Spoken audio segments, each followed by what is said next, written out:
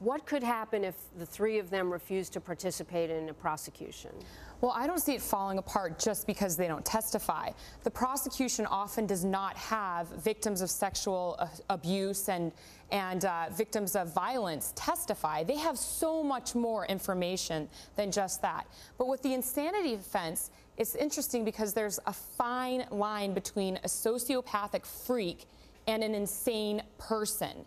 And, you know, it doesn't usually work, the insanity defense, but this case is one of those cases where it might work. Now, I think the guy is crazy and not legally insane, but it may work because of his pattern of insane behavior for so long. Well, he may not even be fit to go to trial. Let's take a look at this mugshot that we pulled up for you, because years ago, when he was only 21, police have said that he kidnapped and took a 14-year-old girl to a hotel, drugged her, and her parents found her there. She was sexually assaulted. She refused to testify, and they had to drop the case that time. This is a long pattern. He's got a rap sheet, and they're still investigating to see if he had anything to do with a number of missing kids and murders. No one is going to be looking to cut this guy any breaks. Nobody, anywhere along the way. The one issue that could delay the case is if he's evaluated and it's shown that he's so out of it that he can't participate in his own defense.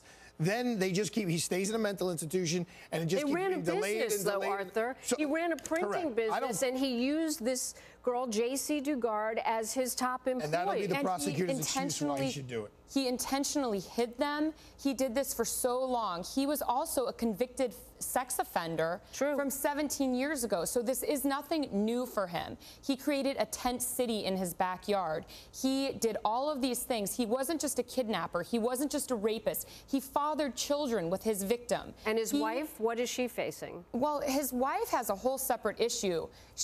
During his incarceration, in the middle of all this, she maintained these girls in the backyard. Right. They should go in the backyard. That's what should happen to them. Both of them should be placed in a little closet, a little box in the backyard, and let them stay there till, no, I mean one that the government is regulating. Gotcha. Give them a little slop to eat and just put them right there till they die. That's not going to happen. Before we leave, one question. I have 15 seconds for each of you. The case in Florida of this girl who was raised Muslim, who wants to practice Catholicism. The judge in Florida in the second hearing said she can stay with a foster family in Florida. To me, her family, there was never proof that they had done anything wrong or threatened her life. They're in a court of inconvenience in Florida. They live in Ohio.